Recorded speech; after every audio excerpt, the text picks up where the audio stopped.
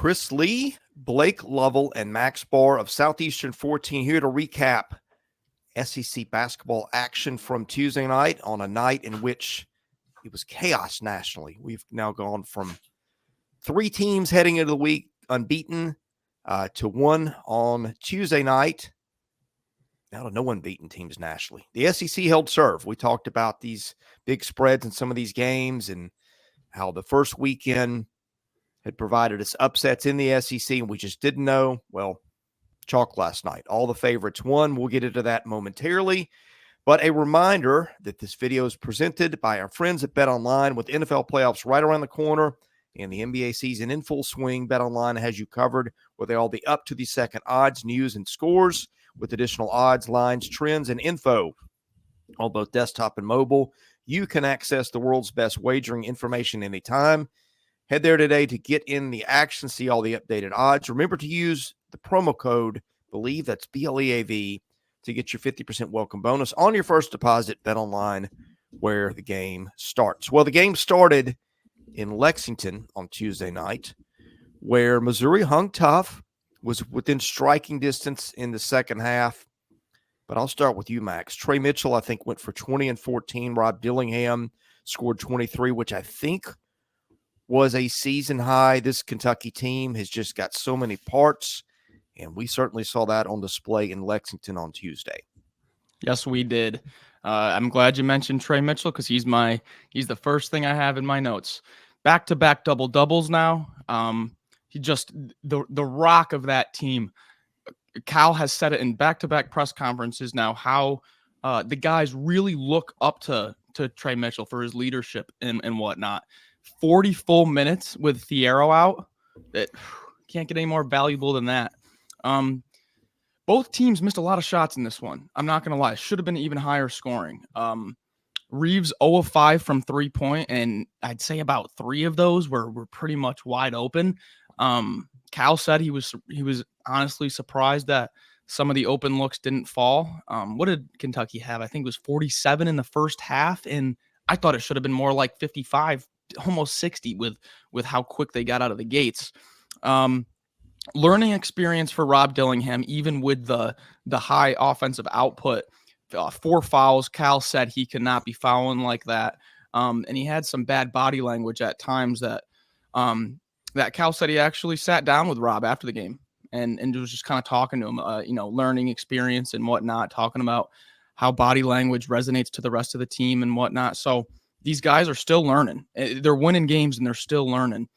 Missouri's switching defense, takes away so much from what other teams can run, but that kind of plays right into Kentucky's, kind of playground, no play, just one ball screen and let the guys go isolation.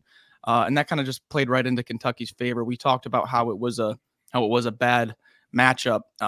As for Missouri, I'd like to see more of Tamar Bates. I thought Tamar Bates really looked good.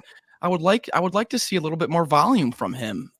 He's got a really nice isolation. He can really back down guys, and just similar to how Sean East likes to play in that mid-range. And it's good to see Noah Carter shooting well, coming out of that, I think it was like that 2 for 20-something shooting slump, back-to-back games here with multiple threes. So, I mean, hey, you didn't have Anthony Robinson for Missouri coming off the bench. You had to dip into John Tonje, who we haven't seen in a while. And, a shorthanded Missouri team who was, like you said, Chris, within striking distance.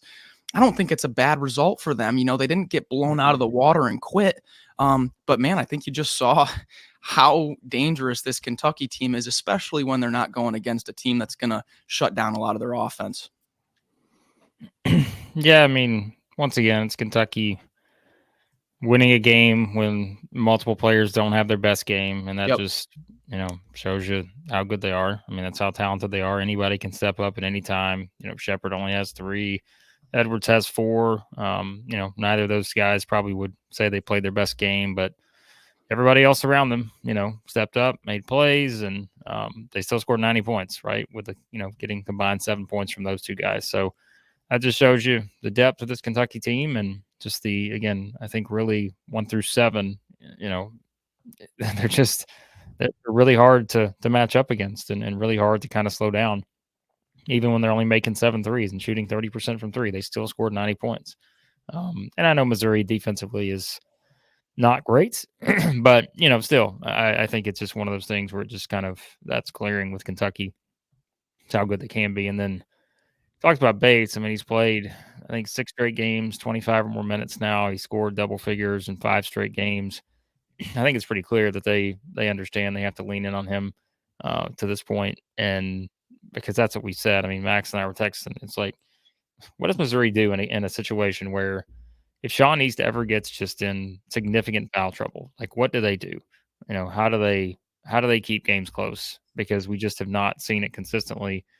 Anybody else kind of just taking over that spot, even though we know guys are capable of it. We've seen Nick Honor do it in the past. We've seen Noah Carter, like in this game, score 20 points.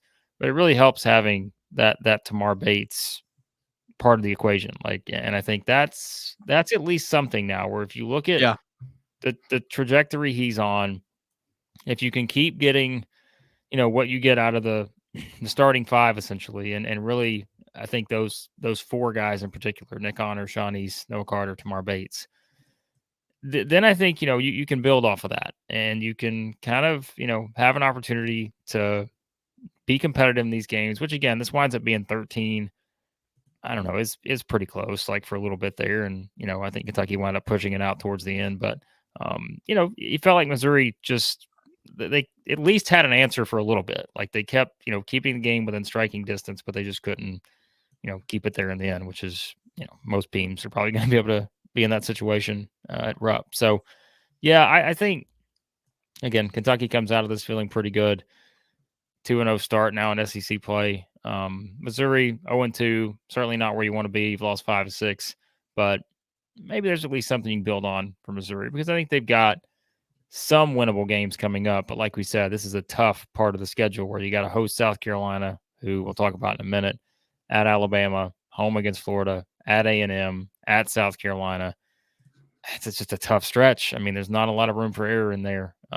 But I tend to think Missouri's got a good chance of, maybe getting a couple of these just based on the fact that they do seem to be figuring a few things out, even if you're going to look at on the score line and say, oh, they lost by 13 in Kentucky. How can you really be that positive? So, yeah, the Tamar Bates storyline was the one that stood out for me. Again, he transferred from Indiana. The thought was that this was a better fit for him offensively. First game of the season, he goes for 18 against Arkansas Pine Bluff and what was a mismatch. Then his next 9 games, he gets in double figures once, and that was against Pitt in a game that Missouri won on November the 28th, and he only got 12 points at that. Last 5 games, working backwards from last night, 18 points at Kentucky, 15 against Georgia, 25 against Central Arkansas, 10 against Illinois, and 22 in a loss to Seton Hall, a Seton Hall team that's racked up some pretty good wins lately. So that's maybe the storyline to watch from Missouri in this season. I know that has not met expectations. Let's go to Tuscaloosa.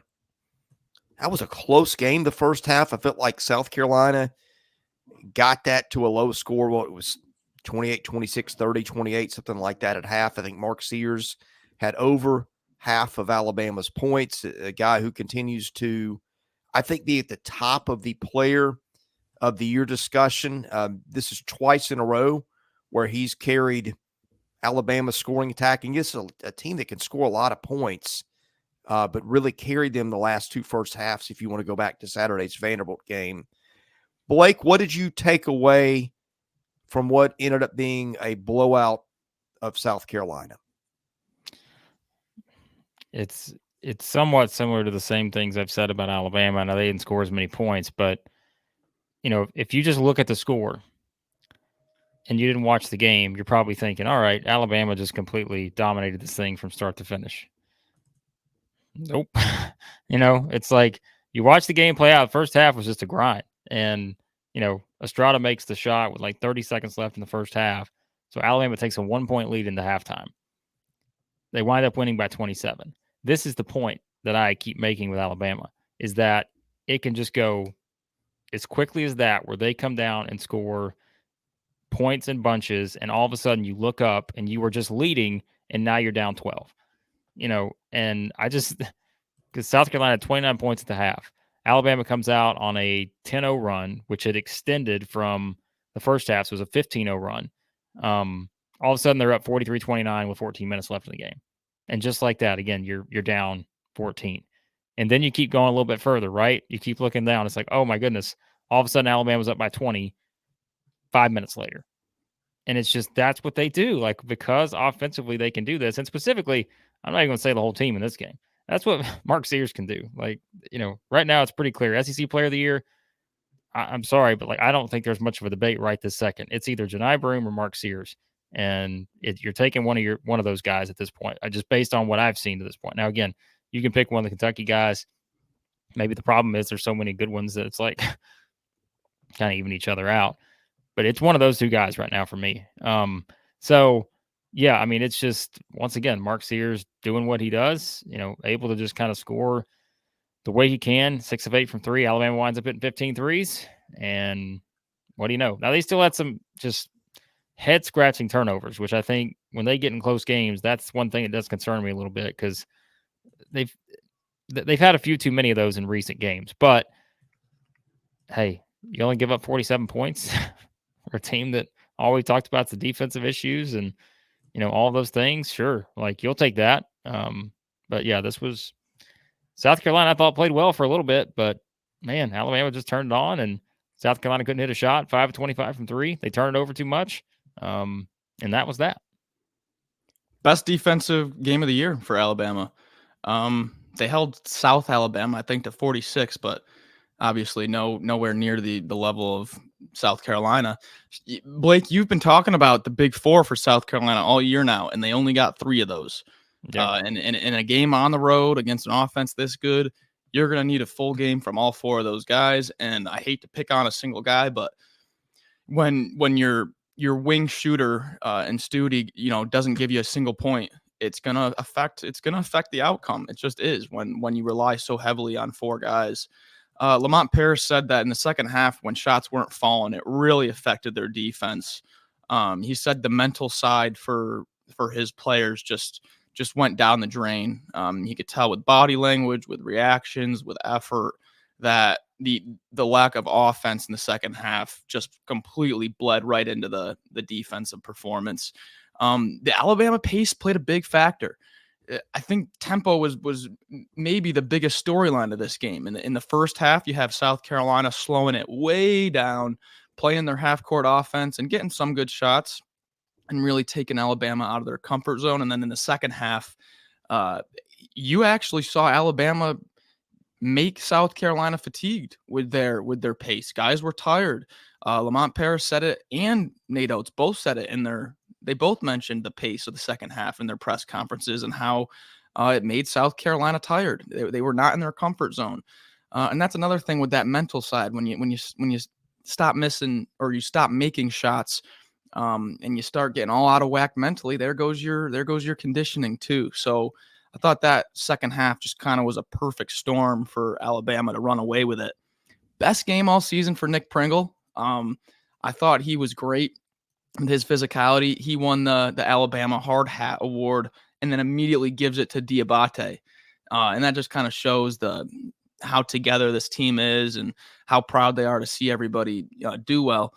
Mowagi in a little bit of a injury slump right now. His right foot flared back up, had surgery on it in the summer. Oates said that they're going to rest him for a little bit now. So I think you're going to still see continued minutes from Mo Diabate. Grant Nelson in a little bit of a slump. There's going to come a time when they need him. And Oates said he still has full confidence in Grant, and I would like to see him break out of this slump. But, man, a tale of 2 halves, and I really think that Alabama pace was just the difference. It really got South Carolina out of their comfort zone here. Yeah, Alabama moves to 2-0, so at the top of a crowded SEC, and games coming up. Well, I don't have the schedule in front of me, so let's just move on to the game that we talked about the most and anticipated the most. That was Auburn and Texas A&M. Our man Blake laid it out pretty well for us. He's like, forget the fact that A&M didn't look good the other day. Forget the fact that Auburn looked all world in a win at Arkansas. A&M's kind of got their number. And this got to the final minute, and it kind of played out exactly like we'd drawn it up. And then what happened? A&M again couldn't shoot. I think that's the second time in 2 games, 2 SEC games, that the Aggies just did not hit a field goal for about 10 minutes. I brought up Wade Taylor the other day. 8 points last night, just has not been efficient. He's now shooting 36% for the year. And then on the other hand, we have Auburn. Jaylin Williams has had one of the more under-discussed good seasons in the league. They get balanced. KD Johnson was good off the bench last night. Auburn continues to be very impressive. And I've got some concerns about A&M. Blake, where do you start with this game? Well, I mean, I think I think you can watch A&M play right now and have some serious concerns when they lose at home by 15 to LSU, and that kind of jump started things. But yeah, I mean, what else do we say? They went 3 of 19 from 3. Their best player is in a bit of a slump. In terms, like you said, efficiency wise, like you can look at some of the games, and this was, I think this was more on the extreme side of things. I just can't imagine you're going to have many games like this from Wade Taylor, even if the numbers have not been great overall. I don't think you're going to get many games like this, but also I think you have to attribute some of that to Auburn, because again, they have been that good. And I think this, again, we talk about score lines maybe a little bit deceiving. Winds up being 11, but hey, it's another double-digit win for Auburn. But it was kind of one of those games where you came down to kind of the final stretch there with 2.5 minutes to go or whatever. And it's a 2-point game. It's just like, like it felt like one of those things where A&M was just going to keep, bad beat for the betters, Max Barr. They were feeling really good about this thing with 2.5 to go, but winds up getting to 11. I mean, you want to talk about an interesting game. If you just check out the box score, so the running score line on this game, there were 1, 2, 3 field goals combined between these two teams in the final 9 minutes of this game. Remarkable stuff there. But we said, I thought if A&M was going to keep this close, this was the kind of game they needed it to be. Like, they needed to be a little bit sloppy. And, wind up getting, 45 free throws, I think, in this game. The two teams combined to go 8 of 41 from 3, I believe, combined for 31 turnovers. But that's the thing, too, with A&M. They turn over 19 times. They get the 19 offensive rebounds. I mean, we said it. They're going to get offensive rebounds, but just was not enough. And like I said, whether it was pretty or not, Auburn chalks up another double-digit win, and they just keep on rolling. And our guy, Jaylin Williams, who we kind of heralded for a while there over the past couple of years, is one of the more underrated players in the league. Again, he's not underrated anymore. He's part of the success there, and we say it every time. It's the depth of this Auburn team. They just got a lot of guys that can come in and do a little bit of everything, and that's what you saw here. And, back to the drawing board for the Aggies. This one was probably as ugly as it can get. And I think that's a good thing for Auburn, being able to win a game this way. Now you've seen them be able to win multiple ways. It doesn't have to be when every shot is falling down. They can lean on the defense, which I think is huge. And I said in our preview, I said this is a full 40 minutes of defense. I think you keep seeing that now. There's no let up with this defense. A&M switches everything. So Bruce Pearl said it cuts out about 75% of his playbook, which makes offense really tough to run against this team. But you turn over Henry Coleman 7 times. That's his career high, by the way. I went through Henry Coleman's whole career. Career high 7 turnovers. This season, he hasn't had more than 2. So the front court and that persistent over 40 minutes of Broom, of Cardwell, of Williams, of Baker Mazzara, of Chaney Johnson. There's no let up. And I really think that showed through in this game. I don't have the exact points off turnover numbers in front of me, but I know that off those 19 offensive rebounds, Texas A&M did not grab a lot of second chance points. They weren't able to convert a lot. And Jaylin Williams was asked, how did you guys manage to do that? And he said they specifically game planned for Coleman and Garcia to be extra physical with them. Give them an extra bump when they're going up. Just as physical as possible to try to make them uncomfortable. And you saw it worked. The game plan worked perfectly. And man, I mean, it's just a great thing to see when you go 5 of 22 from 3 at home. You can still find a way to win the game. I mean, Blake, like you said, it was a 2-point game with under 3 minutes left.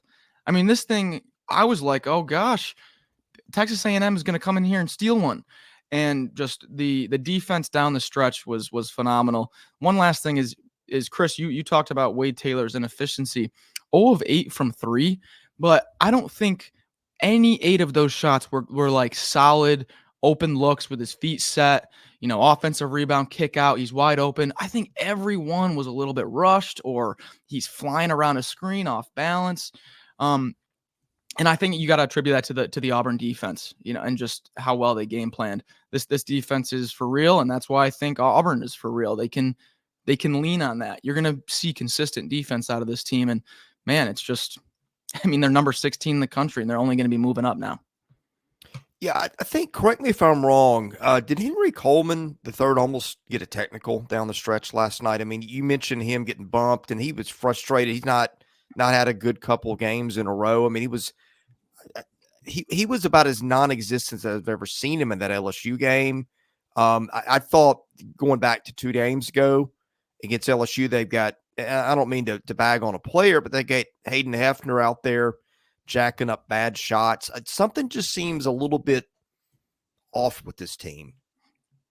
Well, you don't have the low post ducking ability of Julius Marble anymore, and his screening ability. And I think no one's really talking about that. That's a big deal for what this team was able to do last year. You're right, though, Chris. It was a 4-point game, maybe 6-point game down the stretch, and Henry Coleman took it to the left block and goes up for a shot and got hit on the arm as he thought, and just ripped into the referee, like runs right to him.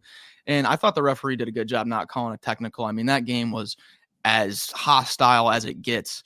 But that was just kind of the story of the whole game. Just the physicality. It doesn't get much more physical than playing a Texas A&M team, and Auburn has now proven that they can deal with that. They have the size, they have the physicality. I think I said two videos ago, this Auburn team doesn't have a hole in it. And geez, they just look rock solid to me. You mentioned vacancy in the post. They also didn't have Solomon Washington. Yep, he's another piece. And I'm not sure what's. I'm trying to look up the news. I feel like I heard talk of him in passing the other night, but I didn't file it away mentally when I was watching their game against LSU. What is the situation with him? He's got an injury. He took a hard fall a few games ago, and he hasn't really practiced since. Yeah, I think that's one of those things, like you lose one of those 2 guys, there's probably enough depth and pieces there to where they're okay. You lose both of them, because Marble was really more of a supporting piece last year. He wasn't a go-to guy. That doesn't mean he didn't have value, but he wasn't like when you said, hey, when you're playing A&M, who do we really worry about on the game plan? He would have been, I think 3rd or 4th down the list at best, probably. But you lose 2 of those guys, and here we are with this team, which I thought again would be better than it was, but here we are. Auburn. Hey, we spent a lot of time talking about LSU's deficiencies. This Auburn team, guys,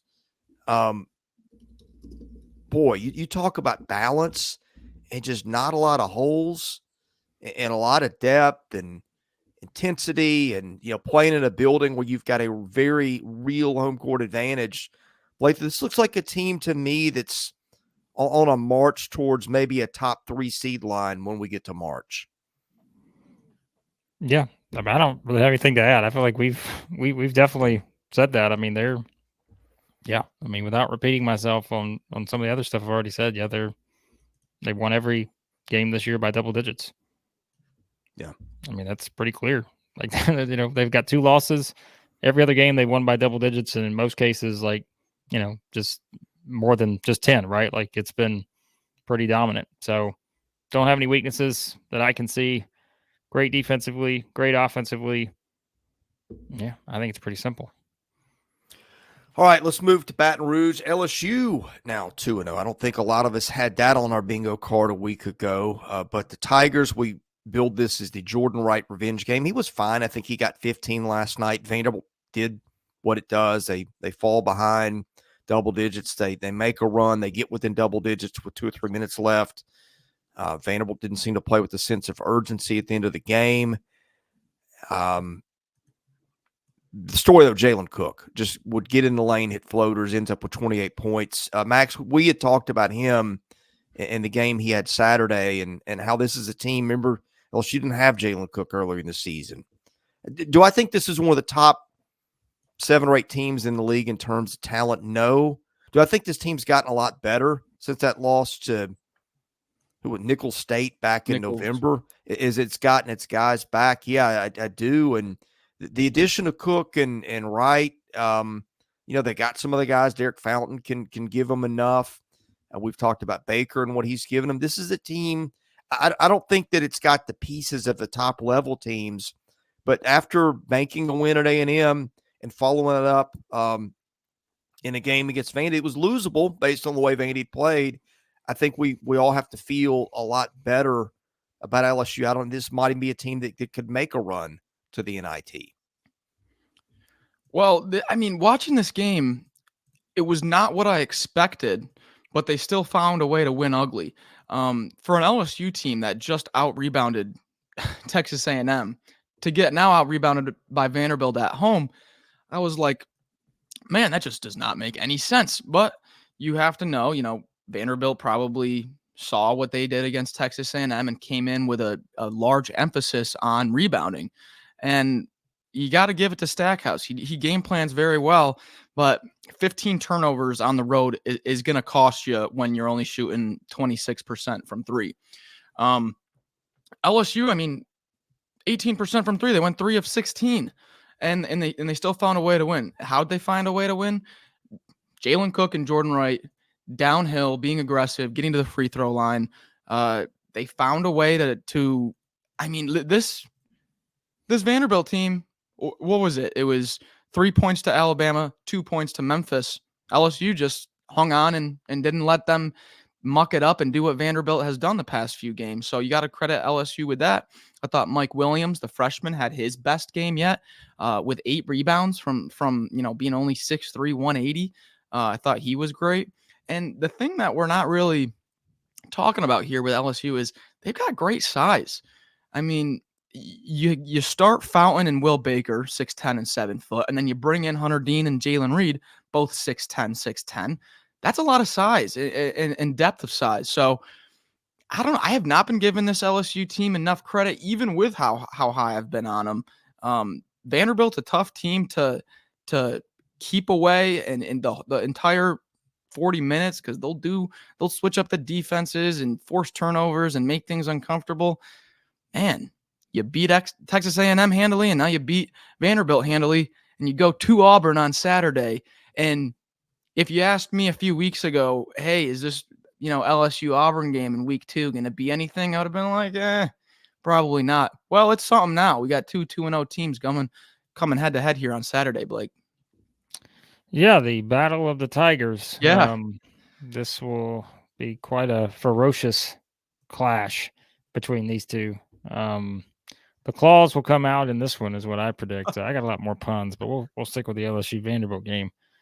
Yeah, I thought the biggest thing was, the turnover issues that we talked about with LSU all year and how that's now alleviated by having someone like Jalen Cook, and they only turned over 8 times here, which I know Vanderbilt's defensively, has not been the best at times, but still, again, it's the Jalen Cook effect. I feel like we didn't have a great predictions day on the opening slate, but like the way this started, we've brought up a lot of these points and how certain things, a Jalen Cook impacting an LSU, some of these other games we talked about. And yeah, I feel like it's as you get more games under your belt of seeing SEC versus SEC, like you really start to understand, okay, a Jalen Cook is going to make a dramatic difference for an LSU. Like we said, Jordan Wright's played a lot of games in the SEC. He's had success, and he just continues to be someone that they're going to lean on, hard to take off the floor in most SEC games. And so, yeah, but it's just the additions, like Max said, of a Mike Williams and other guys that are just giving you a little bit of something. That's significant because, I mean, LSU, again, it's a team that just felt like if you take Jalen Cook out of the equation, you're just going to get, you don't know what you're going to get. Like, you just feel like you're going to get a team that really is going to struggle to be competitive with especially some of these upper tier teams. But now, again, they've beaten out Texas A&M on the road by 15.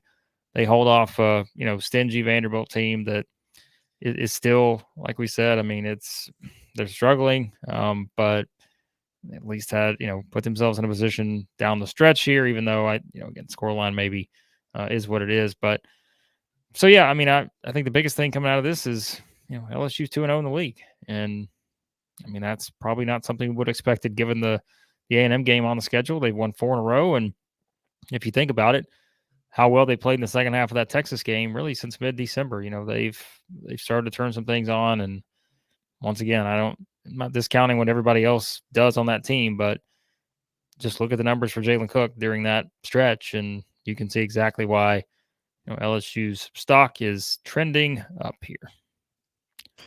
All right, gentlemen, I got one final thing for you. It's a little bit of a curveball. And we cover the SEC. That's what we watch. But I know we also scoreboard watch and watch other teams. Big storyline nationally, and this, of course, will affect the SEC come tournament time. Houston, the lone remaining unbeaten, fell to an Iowa State team that really hadn't done a lot. But I was starting to wonder, is this just a team that the computers love and there's not going to be much there? No disrespect to TJ Otzelberger, who's done a great job, but there wasn't much meat on the bone in terms of resume. You also had Purdue losing a rather lopsided game at Nebraska, which I think is 12-3. What we looked at a couple of weeks ago, Arizona got blown out by Stanford. This is just look. The computers had thought that Arizona, Purdue, and Houston are, I'm not gonna say far and away, but about 4 or 5 points better than the field of the rest of the 300 and something Division I teams. Well, better than the next group is a better way to say it. It's crazy to me that you see a little bit of a separation at the top, but even those teams are vulnerable. Blake, I think this is going to be a fascinating March. Did you take anything away from games you saw elsewhere last night, or maybe didn't see but scoreboard watched? No, I didn't know there were games played outside the SEC. That's his answer. That's your answer. That's his answer. I mean, look, it's the computers, like whatever these computers think. They are what they are. Watch the games. Here's what I think is interesting.